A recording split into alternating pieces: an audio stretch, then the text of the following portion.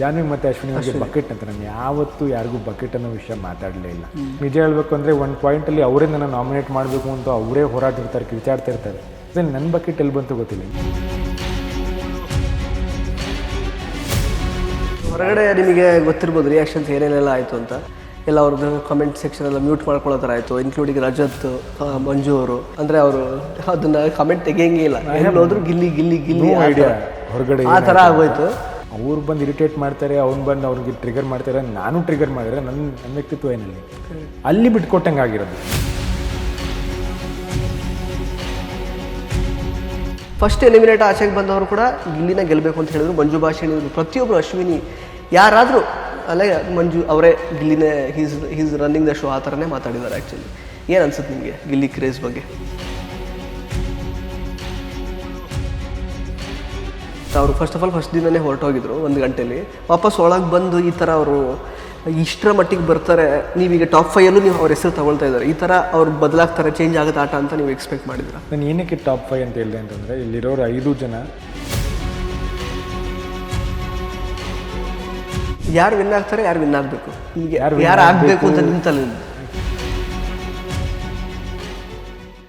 ನಮಸ್ಕಾರ ಸ್ನೇಹಿತರೆ, ವಿಶ್ವವಾಣಿ ಟಿವಿ ಸ್ಪೆಷಲ್ನ ಈ ಒಂದು ವಿಶೇಷ ಬಿಗ್ ಬಾಸ್ ಸೆಗ್ಮೆಂಟಿಗೆ ಸ್ವಾಗತ. ನಾನು ಸುಜಯ್ ರಾಜ್. ಸ್ನೇಹಿತರೆ, 10 ವಾರಗಳ ಕಾಲ ತುಂಬ ಚೆನ್ನಾಗಿ ಆಟ ಆಡ್ಕೊಂಡು ಬಂದಿದ್ದಂತಹ ನಮ್ಮ ಅಭಿಷೇಕ್ ಶ್ರೀಕಾಂತ್ ಅವರು ಅನ್ಎಕ್ಸ್ಪೆಕ್ಟೆಡ್ ರೀತಿಯಲ್ಲಿ ಮನೆಯಿಂದ ಹೊರಗಡೆ ಬಂದಿದ್ದಾರೆ. ಸೊ ಅವರ ಪ್ರಕಾರ ಅವ್ರು ಯಾಕೆ ಆಚೆ ಬಂದಿದ್ದಾರೆ ಅಂತ ಅವ್ರನ್ನೇ ಕೇಳ್ತಾ ಹೋಗೋಣ. ಬನ್ನಿ sir, welcome to the show. ನಿಮಗೆ thank you so much sir. So ಹೇಗಿದ್ದೀರಾ ಆಫ್ಟರ್ 70 ಡೇಸ್?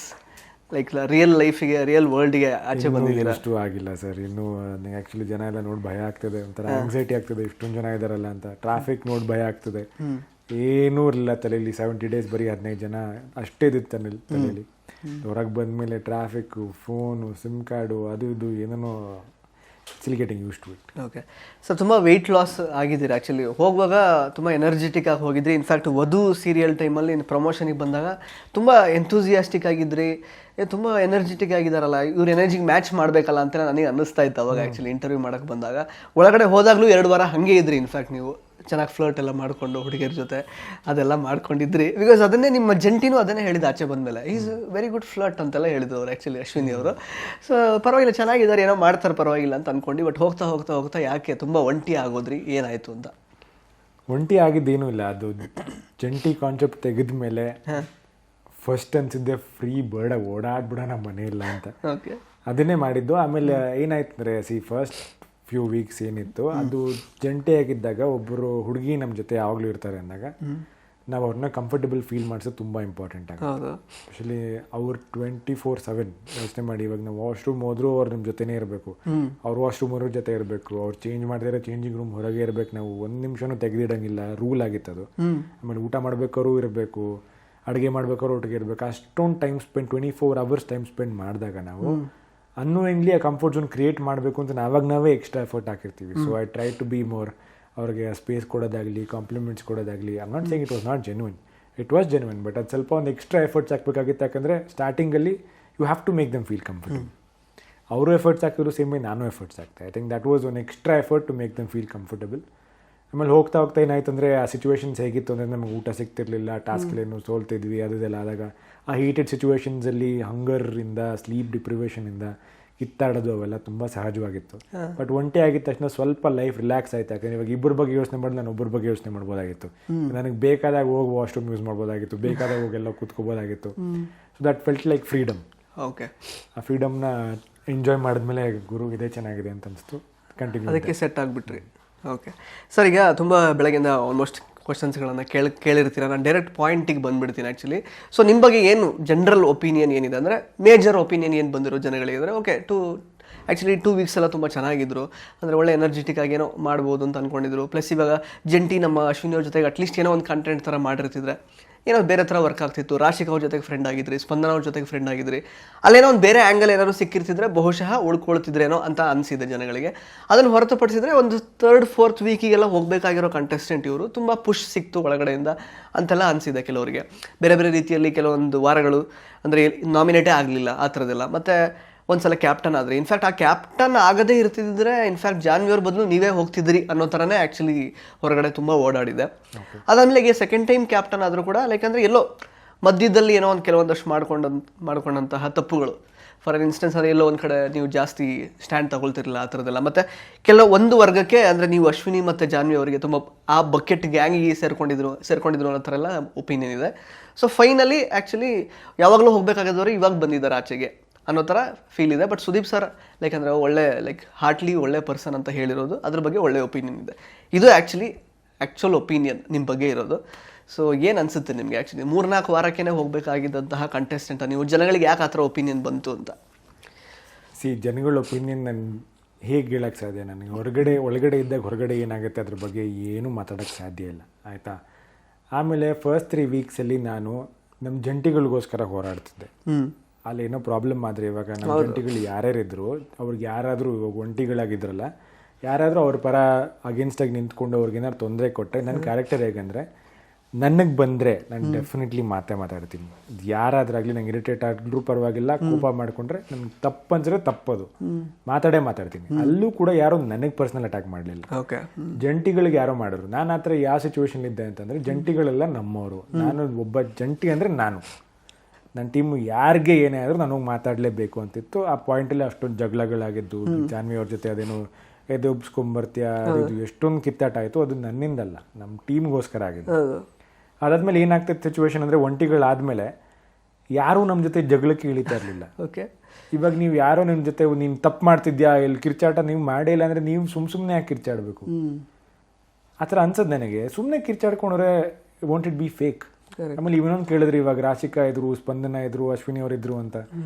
ನಾನು ಅಲ್ಲಿ ಹೋಗಿದ್ದು ನಾನಾಗಿರೋಕ್ಕೆ, ಟು ಬಿ ಆನೆಸ್ಟ್. ಅಲ್ಲಿ ಹೋಗ್ಬಿಟ್ಟು ನಾನು ಫೇಕಾಗಿ ಒಂದು ರಿಲೇಷನ್ಶಿಪ್ ಮಾಡೋದಾಗಲಿ, ಫೇಕಾಗಿ ಒಂದು ಲವ್ ಡ್ರಾಮಾ ಕ್ರಿಯೇಟ್ ಮಾಡೋದಾಗಲಿ ಜನಕ್ಕೆ I want to be authentic bro. ಇವಾಗ ಅವ್ರು ಅದನ್ನು ನೋಡ್ತಾರೆ ಅಂತಂದರೆ let them come to my movies. ನನ್ನ ಮೂವಿಲಿ I do a very romantic role, ಬನ್ನಿ ಅಲ್ಲಿ ನೋಡಿ. ಬಿಗ್ ಬಾಸ್ ಮನೇಲಿ ಒಂದು ಫೇಕ್ ಆಗಿರೋದಕ್ಕೆ ನಂಗೆ ಇಷ್ಟ ಆಗಲಿಲ್ಲ. ಇವಾಗ ನಾನು ಫೇಕ್ ಅದಕ್ಕೋಸ್ಕರನೇ ನಾನು ಸ್ಪಂದನ ಜೊತೆ ಹಿಂದೆ ಹೋಗಿ ಮಾಡಿ ನನಗೆ ಸರಿ ಅನ್ಸಲ್ಲ ಅದು. ಸೊ ಆ ಆ್ಯಂಗಲ್ ನಾನು ಯೋಚನೆ ಮಾಡಲಿಲ್ಲ. ಇವಾಗ ನೋಡಿ ಅದ್ರ ಬಗ್ಗೆ ಹೇಳ್ತೀವಿ. ಇವಾಗ ಧನುಷ್ ಜೊತೆ ನಾನು ಮಾಡು ಸೇಮ್ ಪ್ರೀತಿ ಇದೆ, ಬಟ್ ಅದು ಯಾಕೆ ಕಾಣಲ್ಲ? ಅದು ಫ್ರೆಂಡ್ಶಿಪ್ ತಾನೆ. That's also good way. That was organic ಆಗೋದನ್ನ ನಾನು ಪೋರ್ಟ್ರೇ ಮಾಡ್ಬೋದು ಅಷ್ಟೇ. ನಾನು ಅಲ್ಲಿ ಹೋಗಿದ್ದೇನಕ್ಕಂದ್ರೆ I just wanted to be honest to my personality. ಇವಾಗ ನಾನು ಜನಕ್ಕೆ ಏನೋ ತೋರಿಸ್ತಾ ಇದ್ದೀನಿ ಅಂದರೆ I don't want to be fake. ನಾನೇನೋ ಫೇಕಾಗಿ ಕೆಟ್ಟವನು, ಫೇಕಾಗಿ ತುಂಬ ಒಳ್ಳೆಯವನು, ನಾನು ಒಂದು ಮುಖವಾಡ ಹಾಕೊಂಡು ತುಂಬ ಒಳ್ಳೆಯವನು ಅಂತ ಪೋರ್ಟ್ರೇ ಮಾಡ್ಕೋಬೇಕು ಅಂತಲೂ ಇರಲಿಲ್ಲ. ಒಂದು ಮುಖವಾಡ ಹಾಕೊಂಡು ನಾನೇ ಇಲ್ಲಿ ವಿಲನ್ ಮಾಸ್ ಹೀರೋ ಅಂತಲೂ ಬಂದಿರಲಿಲ್ಲ. ಒಂದು ಮುಖವಾಡ ಹಾಕೊಂಡು ಯಾವತ್ತೂ ಫ್ಲರ್ಟ್ ಮಾಡಬೇಕು, ಲವ್ ಮಾಡಬೇಕು ಅಂತಲೂ ಹೋಗಿರಲಿಲ್ಲ. Whatever happen it has to happen organically. Whatever I am today. ನನಗೆ ಏನು ಅನ್ಸುತ್ತೆ ಅಂದರೆ ಫಸ್ಟ್ ವೀಕಿಂದ ಇಲ್ಲಿವರೆಗೂ ನಾನು ಯಾವ ಥರ ಯೋಚನೆ ಮಾಡ್ತಿದ್ದೆ ಅದೇ ರೀತಿ ನಾನು ಯೋಚನೆ ಮಾಡ್ಕೊಂಬಂದೆ. ಸಿಚುವೇಶನ್ಸ್ ಹಿಂದೆ ಮುಂದೆ ಆಯ್ತು ಅಷ್ಟೇ. ಆಮೇಲೆ ಎಲ್ಲೋ ಒಂದು ಕಡೆ ಮಾತಾಡಲ್ಲ ಅಂತ ಹೇಳೋ ವಿಷಯದಲ್ಲಿ ನಾನು ನನ್ನ ಟೀಮ್ಗೋಸ್ಕರ ಜಂಟಿಗಳಾಗಿದ್ದಾಗ ಎಷ್ಟು ಕಿರ್ಚಾಡಿದ್ದೀನಿ, ಎಲ್ಲರಿಗಿಂತ ಜಾಸ್ತಿ ನಾನು ಕಿರ್ಚಾಡಿದ್ದೀನಿ. ಅದಾಗಿದ್ದ ತಕ್ಷಣ ಬೇರೆ ಯಾರು ಬಂದಂಗೆ ಪಾಯಿಂಟ್ ಔಟ್ ಮಾಡ್ತಾ ಇರಲಿಲ್ಲ, ನೀನು ತಪ್ಪು ತಪ್ಪು ತಪ್ಪು ಅಂತ ಹೇಳ್ತಾ ಇರಲಿಲ್ಲ. ಎಲ್ಲ ಒಂಟಿಗಳಾದಮೇಲೆ ಬೇರೆಯವ್ರಿಗೆ ಏನೋ ಪಾಯಿಂಟ್ ಔಟ್ ಮಾಡಿದಾಗ ಅದು ಅವ್ರ ನಿಲ್ವಾಗಿತ್ತು, ಅವ್ರು ಮಾತಾಡಬೇಕಾಗಿತ್ತು. ನಾನು ಆಗ ಹೆಸರು ಇರಲಿಲ್ಲ, ಅವಾಗ ನಾವು ಜಂಟಿಗಳಾಗಿರಲಿಲ್ಲ. ನಿಮ್ಮ ಹತ್ರ ಮಾತಾಡೋಕೆ ಬಂದಿರ್ತೀನಿ, ನಿಮ್ಮ ಹತ್ರ ಮಾತಾಡೋಕೆ ಸಾಧ್ಯ? ಯಾರು ನಿಮ್ಮ ಹತ್ರ ಬಂದು ಮಾತಾಡ್ತಾನೆ ಇಲ್ಲ ಅಂತಂದ್ರೆ ಏನಕ್ಕೆ ಮಾತಾಡ್ತೀರಾ? ಆಮೇಲೆ ಇನ್ನೊಂದು ವಿಷಯ ಏನಂತಂದ್ರೆ, ನೀವು ಜಾನ್ವಿ ಮತ್ತು ಅಶ್ವಿನಿ ಅವ್ರಿಗೆ ಬಕೆಟ್ ಅಂತ, ನಾನು ಯಾವತ್ತೂ ಯಾರಿಗೂ ಬಕೆಟ್ ಅನ್ನೋ ವಿಷಯ ಮಾತಾಡಲೇ ಇಲ್ಲ. ನಾನು ಇನ್ಫ್ಯಾಕ್ಟ್ ನಿಜ ಹೇಳಬೇಕು ಅಂದರೆ ಒಂದು ಪಾಯಿಂಟಲ್ಲಿ ಅವರೇ ನನ್ನ ನಾಮಿನೇಟ್ ಮಾಡಬೇಕು ಅಂತ ಅವರೇ ಹೋರಾಡ್ತಿರ್ತಾರೆ, ಕಿರ್ಚಾಡ್ತಾ ಇರ್ತಾರೆ. ನೆಕ್ಸ್ಟ್ ಸಿಚುವೇಶನ್ ಏನಾಗುತ್ತೆ ಅಂತಂದರೆ ಅವ್ರು ಬಂದ್ಬಿಟ್ಟು ನನ್ನ ಕ್ಯಾಪ್ಟನ್ಸಿ ಊಟಕ್ಕೆ ಹಾಕ್ಬಿಟ್ಟು ಕ್ಯಾಪ್ಟನ್ ಆದಾಗ ಅವರೇ ಖುಷಿ ಪಡ್ತಾರೆ. ಅದೇ ನನ್ನ ಬಕೆಟ್ ಎಲ್ಲಿ ಬಂತು ಗೊತ್ತಿಲ್ಲ. ಇನ್ಫ್ಯಾಕ್ಟ್ ಅವ್ರು ಬಕೆಟ್ ಅಂತ ಹೇಳ್ತಾರೆ. ಇಲ್ಲಿ ಏನಾಗಿದೆ ಅಂದರೆ ಪ್ರತಿ ವಾರ ಒಂದೊಂದು ಸಿಚುವೇಶನ್ ಚೇಂಜ್ ಆಗ್ತಾ ಹೋಗುತ್ತೆ. ಆಮೇಲೆ ನೆಕ್ಸ್ಟ್ ವಾರ ಬಂದಾಗ ಒಂದು ಟೀಮ್ಗೆ ಆಡ್ಬೇಕಾರೆ ಅವ್ರು ಬಂದು ನನಗೆ ಆಡ್ತೀಯ ಅಂತ ಕೇಳ್ತಾರೆ. ನನಗೆ ಬೇಕಾಗಿದ್ದು ಎಂಡ್ ಆಫ್ ದಿ ಡೇ ಅಲ್ಲಿ ಇರೋರು ಎಲ್ಲರೂ ಫ್ಯಾಮ್ಲಿನೇ. ಒಂದಿನ ನೀವು ಕೆಟ್ಟವ್ರು ಆಗ್ತೀರಾ, ಒಂದಿನ ನಾನು ಕೆಟ್ಟವ್ರು ಆಗ್ತೀನಿ ಅಷ್ಟೇ. ನನಗೆ ಬೇಕಾಗಿದ್ದು ನಾನು ಆಡಬೇಕು, ಯಾಕಂದ್ರೆ that's my strength. I want to play. ಒಂದು ಗೇಮ್ ಅಂತ ಬರುತ್ತೆ, ಅಶ್ವಿನಿ ಜಾನ್ವಿ ಅವ್ರ ಜೊತೆ ಒಂದು ಟೀಮಾಗಿ ಆಡ್ತೀವಿ, ಆಡಿದ ತಕ್ಷಣ ಗೆಲ್ತೀವಿ ನಾವು. ನಾನು ಏನೂ ಎಕ್ಸ್ಪೆಕ್ಟೇಷನ್ ಇಟ್ಕೊಂಡಿರಲಿಲ್ಲ. ಅವ್ರು ನನ್ನೇ ಇದು ಮಾಡ್ತಾರೆ, ನನ್ನೇ ಕ್ಯಾಪ್ಟನ್ಸಿ ಊಟಕ್ಕೆ ಕಳಿಸ್ತಾರೆ. ಇನ್ಫ್ಯಾಕ್ಟ್ ನನ್ನ ಹತ್ರ ಬೇಜಾರು ಮಾಡ್ಕೊಂಡಿದ್ದಿದ್ರೆ ಆಡೋಕ್ಕೆ ಆಗ್ತಾಯಿರಲಿಲ್ಲ ನನಗೆ. ಯಾಕೆಂದ್ರೆ ಗಿಲ್ಲಿ ಅವನು ಆಲ್ರೆಡಿ ಸೂರಜ್ ಅವ್ರನ್ನ ಮತ್ತು ಯಾರವರು ರಘು ಅವ್ರನ್ನ ಚೂಸ್ ಮಾಡಿಬಿಟ್ಟಿದ್ದ. ಇನ್ನು ಉಳಿದಿದ್ದು ನಾನು ಧನು ಇಬ್ಬರು ಅವ್ರನ್ನ ಚೂಸ್ ಮಾಡಲೇಬೇಕಾಗಿತ್ತು. ಸೇಮ್ ಟೈಮ್ ನಾವು ಆಡಬೇಕಾಗಿತ್ತು. So we played with them, ಅದಕ್ಕೋಸ್ಕರ ಚೂಸ್ ಮಾಡಿದ್ರು. ಆಮೇಲೆ ಆ ವಾರ ನಡೀತಾ ಏನಾಗುತ್ತೆ ಅಂದರೆ ಒಂದು ಸಿಚುವೇಶನ್ ನನ್ನ ಟೀಮ್ ನಾನು ನಿಮಗೋಸ್ಕರ ಆಡ್ತಾ ಇದ್ದೀನಿ ಅಂತಂದಾಗ ಆ್ಯಂಡ್ ಪ್ರತಿ ವಾರ ಇಟ್ಸ್ ಡಿಫ್ರೆಂಟ್ ಒಪಿನಿಯನ್. ಆಮೇಲೆ ನೀವು ಅವ್ರ ಜೊತೆ ಜಗಳಾಡಿದ್ರ ಅಂತಂದಕ್ಕೆ ನೀವು ನನ್ನ ಪ್ರಕಾರ ಕೆಟ್ಟವ್ರಂತಲ್ಲ. ನಿಮ್ಮಿಬ್ಬರ ಮಧ್ಯೆ ಏನಾಗುತ್ತೆ ಅದು ನಿಮ್ಮಿಬ್ಬರ ಮಧ್ಯೆ. ನನ್ನ ಜೊತೆ ಒಳ್ಳೆತನದಲ್ಲೇ ಇದ್ರೆ ನಾನು ಒಳ್ಳೆತನದಲ್ಲೇ ಇರ್ತೀನಲ್ವಾ. ಆ ಸಿಚುವೇಶನಲ್ಲಿ ಆಟ ಆಡಿದ್ವಿ ನಾವು. ಕರೆಕ್ಟ್. ಆಟ ಆಡಿದಾಗ ಏನಾಗುತ್ತೆ, ನಮ್ಮ ಟೀಮ್ ಅಂತ ಬಂದಾಗ ಒಂದು ಬಾಂಡಿಂಗ್ ಉಟ್ಕೊಳುತ್ತೆ ನಿಮ್ಮ ಜೊತೆ ಆಟ ಆಡಿದ್ರೆ. ನೀವು ಯಾವುದೇ ಟೀಮ್ ಆಡಿ, ಇವಾಗ ಎಕ್ಸಾಂಪಲ್ ಇಂಟರ್ನ್ಯಾಷನಲ್ ಪ್ಲೇಯರ್ಸು ಒಂದು IPL ಅಂತ ಬಂದಾಗ ಅವ್ರ ಬಾಂಡಿಂಗ್ ಆಗೇ ಆಗುತ್ತಾನೆ. ಇಂಟರ್ನ್ಯಾಷನಲ್ ಟೀಮಲ್ಲಿ ಅವ್ರು ಹೊಡೆದಾಡ್ತಾರೆ, ಇಲ್ಲಿ ಬಂದಾಗ ಬಾಂಡಿಂಗ್ ಆಗುತ್ತೆ. ಸೇಮ್ ಅದೇ ಥರ ನಾವು ಒಂದು ಟೀಮ್ ಅಂತ ಆಡಿದಾಗ ಒಂದು ಬಾಂಡಿಂಗ್ ಆಗಿರುತ್ತೆ. ಆಮೇಲೆ ಅವ್ರನ್ನ ಕ್ಯಾಪ್ಟನ್ಸಿ ಒಟ್ಟಿಗೂ ಕಳಿಸ್ತಾರೆ. ಆ ಸಿಚುವೇಶನ್ ಆ ವಾರ ಏನಾಗುತ್ತೆ ಅಂದರೆ, ನನ್ನ ಟೀಮ್ ಅವರಿದ್ದಾಗ ನಾನು ಅವ್ರ ಜೊತೆ ಜಾಸ್ತಿ ಟೈಮ್ ಸ್ಪೆಂಡ್ ಮಾಡಿರ್ತೀನಿ. ಎಲ್ಲೋ ಒಂದು ಕಡೆ ಅವ್ರಿಗೆ ಹರ್ಟ್ ಆಗುತ್ತೆ, ಎಲ್ಲೋ ಬಿಹೇವಿಯರ್ ಆಗುತ್ತೆ. ಆವಾಗ ಸೇಮ್ ವೇ ನನ್ನ ಟೀಮ್ಗೋಸ್ಕರ ನಿಲ್ಲೇಬೇಕು. ನನ್ನ ಕ್ಯಾರೆಕ್ಟರ್ ಅದು. ಯಾಕಂದ್ರೆ ನನ್ಗೆ ಯಾರೋ ನನ್ನ ಟೀಮಲ್ಲಿದ್ದಾರೆ ಅಂದಾಗ ಅವ್ರ ಪರ ನಿಲ್ಲೋದು ನನ್ನ ಕ್ಯಾರೆಕ್ಟರ್. ಹರ್ಟ್ ಆಗುತ್ತೆ, ನನ್ನ ಸಿಚುವೇಶನ್ ನೋಡ್ತೀನಿ, ಎಲ್ಲೋ ನಾನು ಮಾತಾಡಬಾರ್ದು ಅಂತ ತಡಿತೀನಿ ಜಗಳನ. ಅಟ್ ದ ಸೇಮ್ ಟೈಮ್ ಅವರು ಹೋಗ್ಬಿಟ್ಟು ಒಂದು ಕಡೆ ಅಳಕ್ಕೆ ಸ್ಟಾರ್ಟ್ ಮಾಡ್ತಾರೆ, ನನಗೆ ಬೆನ್ನು ನೋವು, ಕಾಲು ನೋವು ಅಂತೆಲ್ಲ ಹೇಳ್ತಾರೆ. ನಾನು ಜಗಳ ಆಡಿಲ್ಲ ಅವ್ರಿಗೋಸ್ಕರ. ಅಟ್ಲೀಸ್ಟ್ ನಾನು ಹೋಗ್ಬಿಟ್ಟು ಅವ್ರಿಗೆ ಅರಿವು, ಓಕೆ ನಿಮ್ಮ ಹೆಲ್ತ್ ಸರಿ ಇದೆಯಾ, it's okay, I know it's hard, but ಆರಾಮಾಗಿರಿ ಅಂತ ಹೇಳೋದು ಇಟ್ಸ್ ಬೇಸಿಕ್ ಹ್ಯುಮ್ಯಾನಿಟಿ.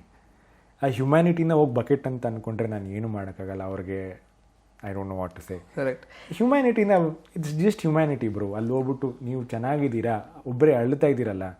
ಯಾಕಂದ್ರೆ ಕಾಂಪಿಟೇಷನ್ ಸೈಡ್ಗಿಟ್ಟರೆ ನಾವೆಲ್ಲರೂ ಅಲ್ಲಿರೋರು ಹ್ಯೂಮನ್ಸ್ ಜೊತೆ, ನಾವಲ್ಲಿ ಅಲ್ಲಿರೋರು ಪ್ರಾಣಿಗಳ ಇರೋದು. ನಾವಲ್ಲಿ ಎಲ್ಲರೂ ಒಂದೊಂದು ಫೀಲ್ಡಲ್ಲಿ ಏನೋ ಒಂದು ಗಳಿಸೆಯಲ್ಲಿ ಬಂದಿರ್ತಾರೆ, ಎಲ್ರಿಗೂ ಒಂದು ಇಮೇಜ್ ಇದೆ. ಕರೆಕ್ಟ್. ಎಲ್ಲರೂ ಒಳ್ಳೆಯವರಲ್ಲಿರೋರು. ಅಲ್ಲಾಗೆ ಸಿಚುವೇಶನ್ಗಳು ಹಂಗೆ ಮಾಡುತ್ತೆ. ಇವಾಗ ಹೊರಗೆ ಬಟ್ ಅದು ಹೊರಗಡೆ ಹೆಂಗೆ ಪೋಟ್ರೆ ಆಯಿತು ಅಂದರೆ, ನಿಮ್ಮದು ಮತ್ತು ಧನುಷ್ ಅವ್ರದ್ದು ಎಸ್ಪೆಷಲಿ, ಅಶ್ವಿನಿ ಅವರಿಗೆ ದತ್ತುಪುತ್ರರು ಇವರು ಅನ್ನೋ ಥರ ಅದು ಪೋಟ್ರೆ ಆಗಿದ್ದು ಹೊರಗಡೆ. ಅಂದರೆ ಹೊರಗಡೆ ಒಂದು ನರೇಷನ್ ಹೋಗ್ತಿರುತ್ತೆ ಗೊತ್ತಾ, ನೀವು ಈಗ ಒಳಗಡೆ ಏನೋ ಅನ್ಕೊಂಡಿರ್ತೀರ. ಎಲ್ರಿಗೂ ಇವಾಗ ನೋಡಿ ಜನ ದೇವರಲ್ಲೂ ತಪ್ಪು ಹುಡುಕ್ತಾರೆ, ಏನು ಮಾಡೋಕ್ಕಾಗಲ್ಲ. ಸೊ ನಮಗೆ ನಾವು ಸರಿಗಿದ್ದೀವಿ ಅಂತ ಅನ್ನಿಸ್ತಾ ಅಷ್ಟೇ. ಇವಾಗ ನಾವು ಅಶ್ವಿನಿ ಅವ್ರ ದತ್ತುಪುತ್ರರು ಅಂತಂದಾಗ ಏನಕ್ಕೆ ಅಶ್ವಿನಿ ಅವ್ರು ಬಂದು ನಮ್ಗೆ ಕೇಳಿದ್ ನಮ್ಮ ಟೀಮ್ಗೋಸ್ಕರ ಆಡ್ತಿ ಅಂತ, ನಾವ್ ಯಾವ ಥರ ಯೋಚನೆ ಮಾಡಿದ್ವಿ, ಓ ಅವರು ನಮ್ಮನ್ನ ಸ್ಟ್ರಾಂಗ್ ಅನ್ಕೊಂಡಿದ್ದಾರೆ ಅದಕ್ಕೆ ಆಡ್ತೀವಿ ಅಂತ. ಹಂಗೆ ನೋಡಿದ್ವಿ ಎಲ್ಲ ಟಾಸ್ ನಾವೇ ತಾನೇ ಗೆದ್ದಿದ್ದು. ಒಳ್ಳೇದಾಯ್ತು ಬಿಡಿ ದತ್ತುಪುತ್ರದಾಗಿದ್ದಕ್ಕೆ. ಯಾಕಂದ್ರೆ ನಾವು ಹಾಕಿದ್ದ ಎಫರ್ಟ್ಸ್ಗೆ ಆಗಿದ್ದು. ಎಕ್ಸಾಂಪಲ್ ಒಂದು ಸಿಚುವೇಶನ್ ಹೇಳ್ತೀನಿ, ಅಲ್ಲಿ ಬಕೆಟ್ ಟಾಸ್ಕ್ ಅಂತ ಬರುತ್ತೆ. ಸಿಚುವೇಶನ್ ಅಲ್ಲಿ ನಮ್ಮ ಆಪೋಸಿಟ್ ರಘು ಮತ್ತೆ ಸೂರಜ್ ಅವರು ಇರ್ತಾರೆ. ನಮ್ಗಿನ್ನ ಫಿಸಿಕಲಿ ಸ್ಟ್ರಾಂಗ್ ಇರೋ ವ್ಯಕ್ತಿಗಳಿಬ್ರು ಇರ್ತಾರೆ. ನಾನು ದನೋ ಅದೇ ಯೋಚನೆ ಮಾಡ್ತಿರ್ತೀವಿ, old guns versus new guns ಅಂತ. ನಾವು ಆಲ್ರೆಡಿ ಫುಲ್ ಡಿಮೋಟಿವೇಟ್ ಆಗಿ ಎನರ್ಜಿ ಎಲ್ಲ ಹೋಗಿರುತ್ತೆ, ಆದರೂ ಹಿಡ್ಕೊಂಡು ಕಷ್ಟಪಡ್ಕೊಂಡು ಏನೋ ಸ್ಟ್ರಾಟಜಿ ಮಾಡ್ಕೊಂಡು ಮಾಡ್ತಿರ್ತೀವಿ. ಗೆದ್ದಿದ್ದು ಯಾರ ಟಾಸ್ಕ್ ನೀವೇ. ಸಿಂಪಲ್. ಅಶ್ವಿನಿ ಅವ್ರು ಅದನ್ನ ನೋಡಿ ನಮ್ಮನ್ನ ಚೂಸ್ ಮಾಡಿದ್ರು. ಇವಾಗ ನಾವು ಹೋಗಿ ಬೇಡ್ಕೊಂಡಿಲ್ಲ ಆಡ್ತೀವಿ ಅಂತ, ಅವ್ರು ಬಂದು ನಮ್ಮನ್ನ ಕೇಳ್ಕೊಂಡಿದ್ದು ಆಡಿ ಅಂತ. ಸೊ ಬಕೆಟ್ ಯಾರು ಆಗ್ತಾರೆ ಅಲ್ಲಿ, it was a strategic move. ಅವರು ಗಿಲ್ಲಿನೂ ಬಂದು ನಮ್ಮನ್ನ ಕೇಳ್ಬೋದಾಗಿತ್ತು. ಗಿಲ್ಲಿ ಮತ್ತು ಅಶ್ವಿನಿ ಅವ್ರು ಇದ್ದಾಗ ಅಶ್ವಿನಿ ಅವ್ರು ಅಲ್ಲಿ ಕೇಳಿದ್ರೆ ಅವ್ರು ಆಡಿರೋರು, ಯಾರು ನಮ್ಮ ಹತ್ರ ಬಂದು ಕೇಳಿದ್ರು ಅವ್ರ ಟೀಮ್ ನಾವು ಆಡಿದ್ವಿ ಅಷ್ಟೇ. ಆಮೇಲೆ ಅವ್ರನ್ನೇನು ಮಾತಾಡ್ಸಿದ್ದಾವೆಲ್ಲ it was just basic humanity bro. ಒಬ್ಬರು ಎಲ್ಲೋ ದುಃಖದಲ್ಲಿದ್ದಾರೆ ಅಂದಾಗ ನಾನು ಅವ್ರು ನನಗೆ ಎಷ್ಟೇ ಹರ್ಟ್ ಮಾಡಿದ್ದೀನಿ. ಇನ್ಫ್ಯಾಕ್ಟ್ ಧ್ರುವಂತೂ ಅಷ್ಟೇ, ಲಾಸ್ಟ್ ವೀಕಲ್ಲಿ ಎಷ್ಟೊಂದು ಕಡೆ ನನಗೆ ಅವ್ನು ಮಾತಾಡಿದ ರೀತಿ ಅವೆಲ್ಲ ನನಗೆ ಇಷ್ಟ ಆಗಲಿಲ್ಲ. ಬಟ್ ಎಲ್ಲೋ ಒಬ್ಬನೇ ಇದ್ದಾಗ ನಾನೇ ಹೋಗಿ ಮಾತಾಡಿದ್ದೀನಿ ಬ್ರೋ, ಕಾಂಪಿಟೇಷನ್ ಸೈಡ್ಗಿಟ್ರೆ it's okay, don't be alone, relax. ಸೂರಜ್ಗೂ ಮಾತಾಡಿದ್ದೀನಿ ನಾನು, because it's all competition. Yes, at the same time ಅಲ್ಲಿರೋಲ್ಲ ಮನುಷ್ಯರ ತಾನೇ, ವೇರ್ ಆಲ್ ಹ್ಯೂಮನ್ಸ್. ಇವಾಗ ನಾನು ನಿನಗೋಸ್ಕರ ಇಲ್ಲ ನನಗೋಸ್ಕರ ಇಲ್ಲ ಅಂದರೆ ವಾಟ್ಸ್ ದ ಪಾಯಿಂಟ್? ಕರೆಕ್ಟ್. ಅಲ್ಲಿ ನಮಗೆ ನಾವೇ ಇರ್ತಬೇಕಾಗಿತ್ತಲ್ಲಿ. ಇವಾಗ 70 days ನಾವು ಅಷ್ಟು ಜನ ಇದ್ವಲ್ಲ, ನನ್ನ ಕಾಲು ಮುರಿದ್ರೆ ಫಸ್ಟ್ ನೋಡ್ಬೇಕಾಗಿದ್ದೆ ನೀವು. ಅಲ್ಲಿ ಯಾರು ನನ್ನ ಜೊತೆ ಇದ್ರೆ ಅವರೇ ಬಂದು ನೋಡ್ಬೇಕಾಗಿತ್ತು. ಇವಾಗ ನಿಮ್ಗೆ ಹೇಟ್ರೆಡ್ ಇದೆ ನನ್ನ ಮೇಲೆ, ಅಷ್ಟೊಂದು ಕೋಪ ಇದೆ ಅಂತ ನನ್ನ ಕಾಲಿನ ಪ್ರಾಬ್ಲಮ್ ನೀವು ಬಂದು ನೋಡಲ್ವಾ? ಬಂದು ನೋಡ್ತೀರ ತಾನೆ. ಅಲ್ಲಿರೋರು ಎಲ್ರಿಗೂ ಮನಸ್ಥಿತಿ ಇದೆ ತಾನೆ. ಸಿಚುವೇಶನ್ಸ್ ಹತ್ರ ಮಾಡುತ್ತೆ, ಏನು ಮಾಡೋಕ್ಕಾಗಲ್ಲ. ಎಸ್.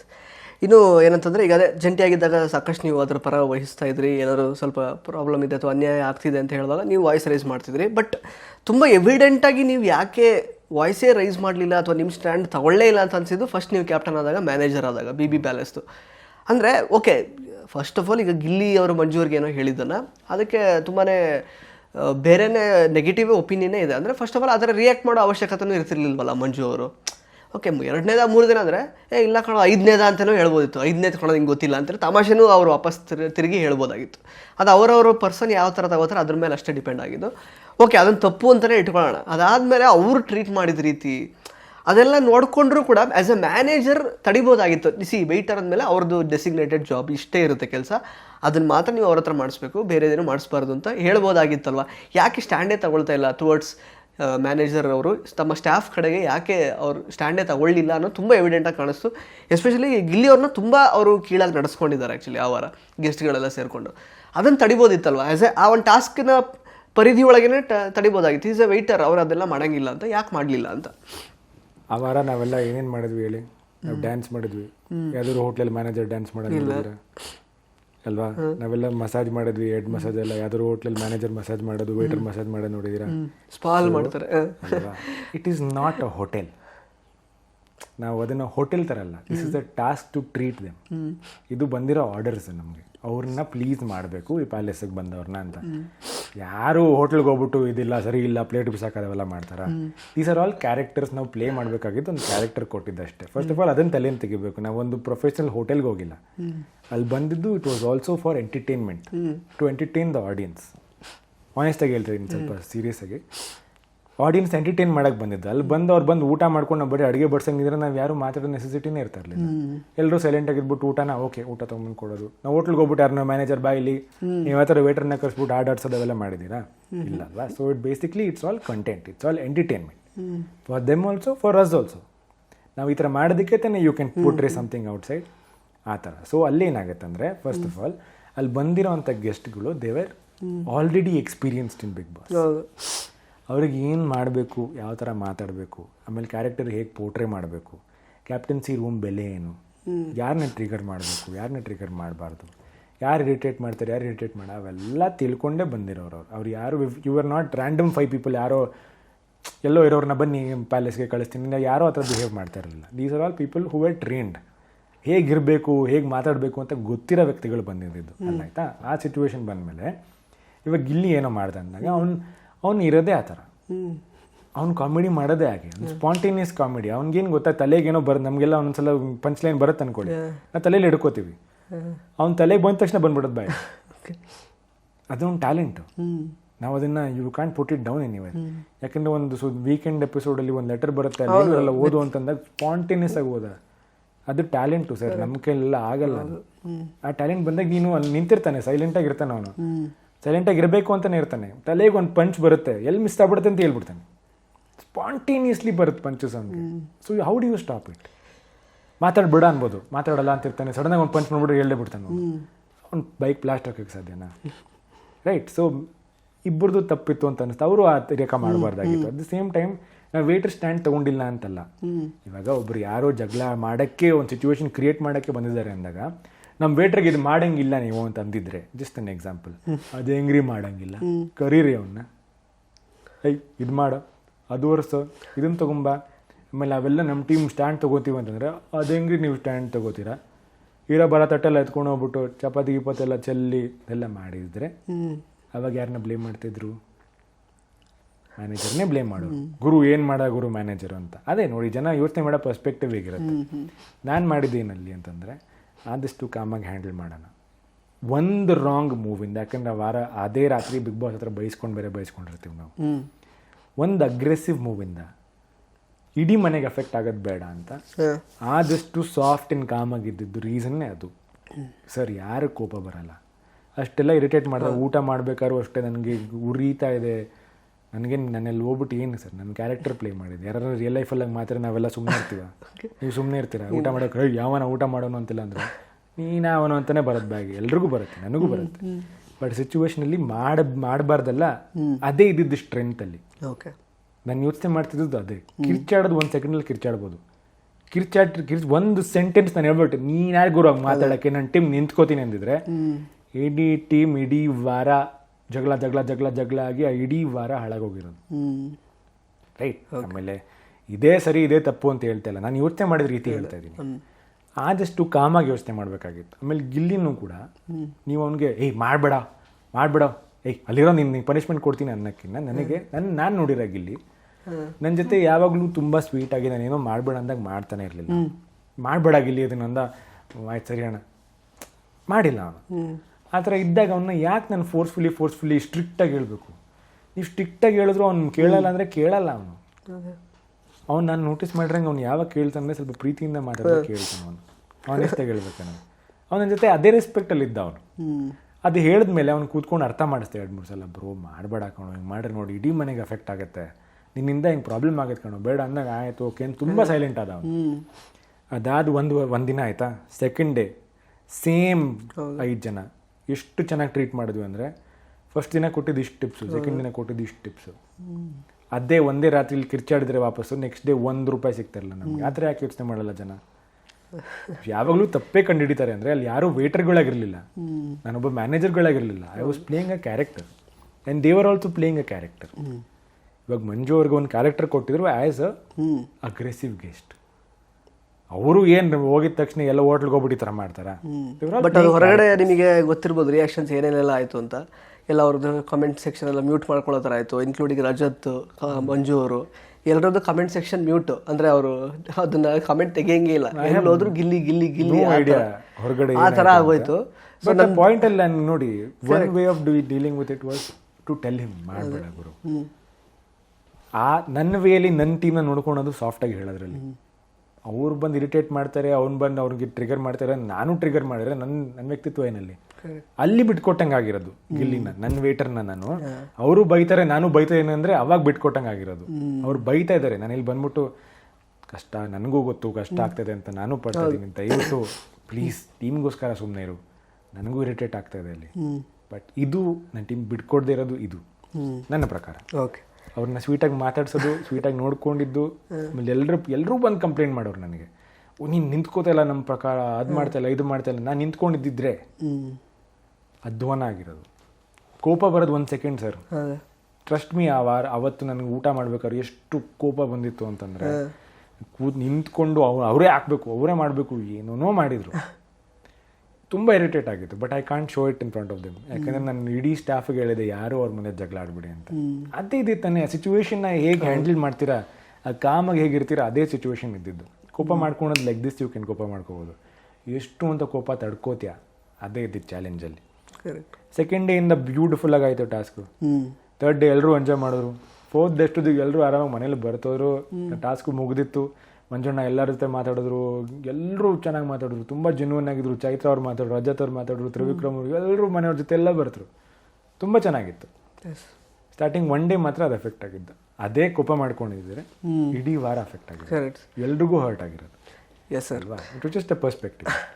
ಸರ್, ಇನ್ನು ಆ್ಯಕ್ಚುಲಿ ಅದೇ ನೋಡಿರ್ಬೋದು ನೀವು, ಅಂದರೆ ನಿಮಗೆ ಗೊತ್ತಾಗಿರ್ಬೋದು ಅಟ್ಲೀಸ್ಟ್ ಇವಾಗ ಬೆಳಗಿಂದ ಎಲ್ಲರೂ ಕೇಳಿರೋ ಪ್ರಶ್ನೆಗಳದೆಲ್ಲ ಕೇಳಿಕೊಂಡು ಕಂಪ್ಲೀಟ್ಲಿ. ಅಂದರೆ hashtag 1 man show, Gilli complete first 1 ಡೇಯಿಂದ ಅಂದರೆ 1 ಮ್ಯಾನ್ ಶೋ, 1 ಮ್ಯಾನ್ ರೂಲರ್ ಆ ಥರ ತುಂಬ ಫಸ್ಟಿಂದನೂ ಅದು ಒಂದು ರೀತಿ ಇಟ್ ಈಸ್ ಅ ನಾರ್ಮ್ ಅನ್ನೋ ಥರ ಆಗೋಗಿದೆ. ಮತ್ತು ಎಲ್ಲರ ಆಟದ ಮೇಲೂ ಗಿಲ್ಲಿದೊಂದು ಛಾಪು ಅಥವಾ ಇನ್ನೊಂದೇನೋ ಗೊತ್ತಿಲ್ಲ. ಅಂದರೆ ಗಿಲ್ಲಿ ಜೊತೆಗೆ ಮನೆಯವ್ರು ಹೆಂಗೆ ನಡ್ಕೋತಾರೋ ಅದ್ರ ಪ್ರಕಾರ ಆಡಿಯನ್ಸ್ ಲೈಕ್ ಅಂದರೆ ಬಿಹೇವ್ ಮಾಡ್ತಿದ್ದಾರೆ ಆಚೆ ಕಡೆ. ಅಂದರೆ ಗಿಲ್ಲಿಗೆ ರಘು ನೋಡಿ ಸ್ವಲ್ಪ ಏನೋ ಈಗ ದೂರ ಆಗಕ್ಕೆ ಟ್ರೈ ಮಾಡ್ತಿದ್ದಾರೆ, ಆಗ್ಬೇಡ್ರ ಓಟ್ ಅವನಿಗೆ ಅಂತಾರೆ ಜನ.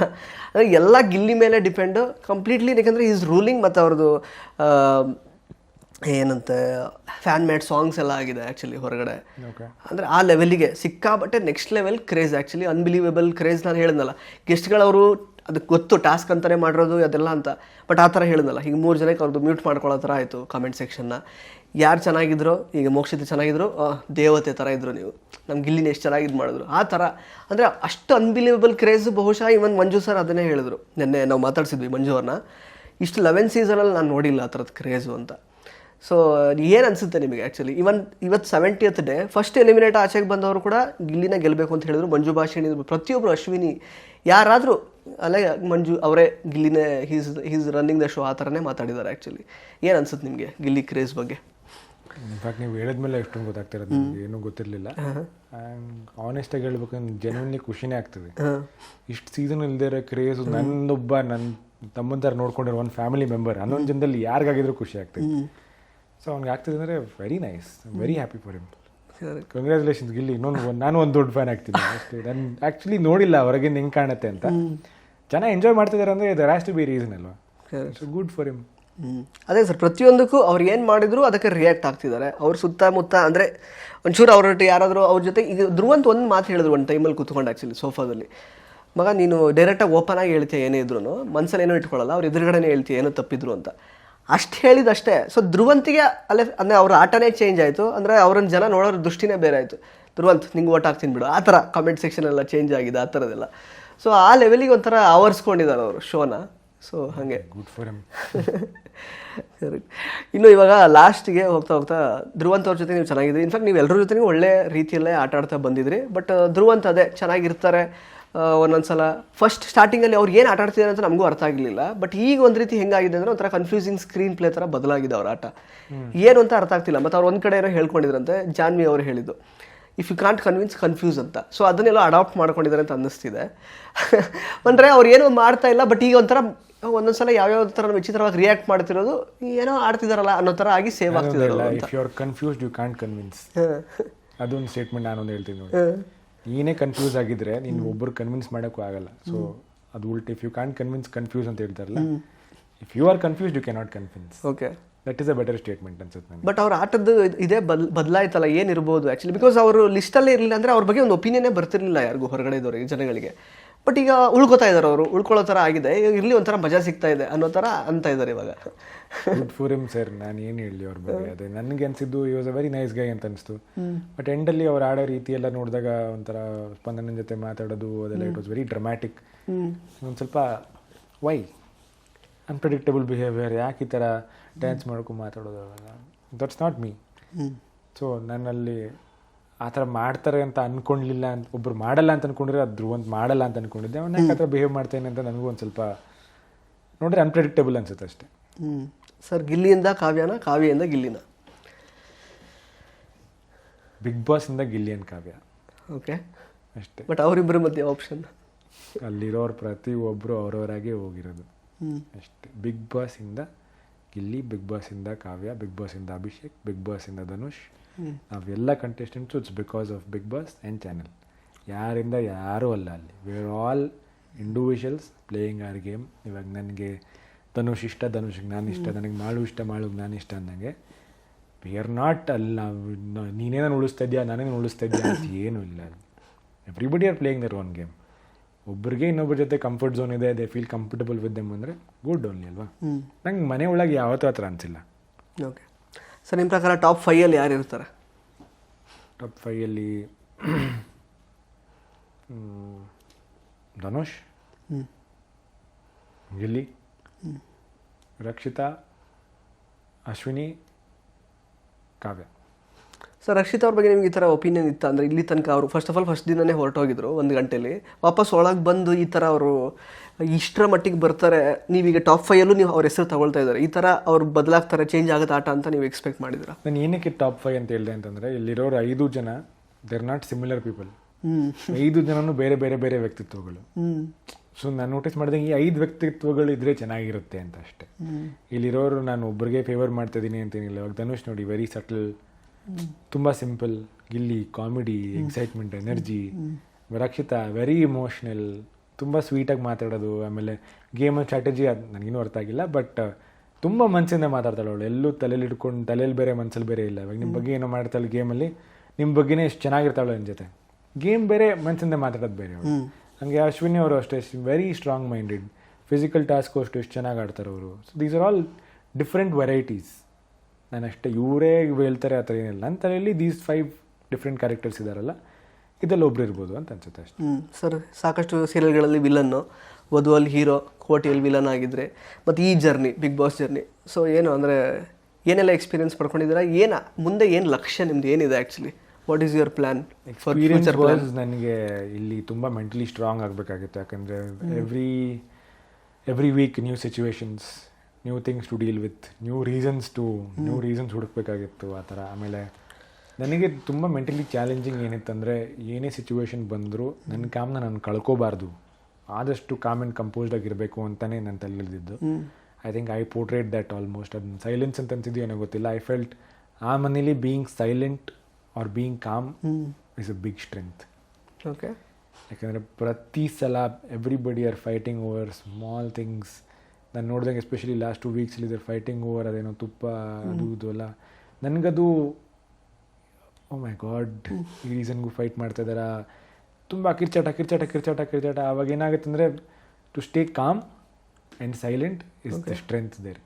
ಇರಿಟೇಟ್ ಆಗಿ ಕಿರ್ಚಾಡೋದು is easy, to be honest. To be loud ಆ ಸಿಚುವೇಶನ್ಸಲ್ಲಿ ಈಸ್ ಈಸಿ. ಟು ಬಿ ಅಲ್ಲಿ ಅರ್ಥ ಮಾಡ್ಕೊಳಕ್ಕೆ ಇಟ್ಸ್ ವೆರಿ ಹಾರ್ಡ್. ಏನಕ್ಕೆ ಆ ಥರ ವಿಷಯ ಬಂತು, ಏನಕ್ಕೆ ತುಪ್ಪದ ವಿಷಯ ಬಂತು, ವಾಸ್ ಇಟ್ ನೆಸೆಸರಿ? ಅದೆಲ್ಲ ಯಾವಾಗ ಆಗುತ್ತೆ ಅಂದರೆ, ನೀವು ಒಂದು ಸ್ಟೆಪ್ ಹಿಂದೆ ನಿಂತ್ಬಿಟ್ಟು ಇದೆಲ್ಲ ಕಿರ್ಚಾಟದಲ್ಲಿ ಅರ್ಥ ಆಗುತ್ತೆ. ಆ ವಿಷಯ ಬೇಕಾದ್ರೆ ನಿಮ್ಗೆ ಎಕ್ಸ್ಪ್ಲೇನ್ ಮಾಡೋದು, I don't know if you have time. ಬೇಡ ಎಕ್ಸ್ಪ್ಲನೇಷನ್ ಬೇಡ, ಬಟ್ ಅದೇ ಒಂದು ಸ್ಟೆಪ್ ಹಿಂದೆ ನಿಂತ ಗೊತ್ತಾಗುತ್ತೆ. So clarity over chaos. ತುಪ್ಪದ ವಿಷಯಕ್ಕೆ ಅಲ್ಲ, ತುಪ್ಪದ ವಿಷಯ ಆಗಲಿ, ಆಲೂಗಡ್ಡೆ ಯಾವುದೇ ಜಗಳ ಆಗಲಿ, ಒಂದು ಹಿಂದೆ ಬಂದಾಗ ಯು ವಿಲ್ ಅಂಡರ್ಸ್ಟ್ಯಾಂಡ್. ನನ್ನ ಪಾಲಿಸಿ ಅದೇ, ಕ್ಲಾರಿಟಿ ಓವರ್ ಕಿಯಾಸ್. ಅರ್ಥ ಆಯ್ತಾ? ಕ್ಲಿಯರ್ ಆಗಿರ್ಬೇಕು ಫಸ್ಟ್. ಸುಮ್ಮನೆ ಮಾಡೋ ಬದಲು ಫಸ್ಟ್ ಏನಾಗ್ತದೆ ಅಂತ ಅರ್ಥ ಮಾಡ್ಕೊಳಕ್ಕೆ ಟ್ರೈ ಮಾಡಿ. ಅವಾಗ ಅರ್ಧಕ್ಕರ್ಧ ಪ್ರಾಬ್ಲಮ್ಮೇ ಸಾಲ್ವ್ ಆಗೋಗಿರೋದು ಅಷ್ಟೇ. ಮೈ ಪಾಲಿಸಿ ವಾಸ್ ದ್ಯಾಟ್.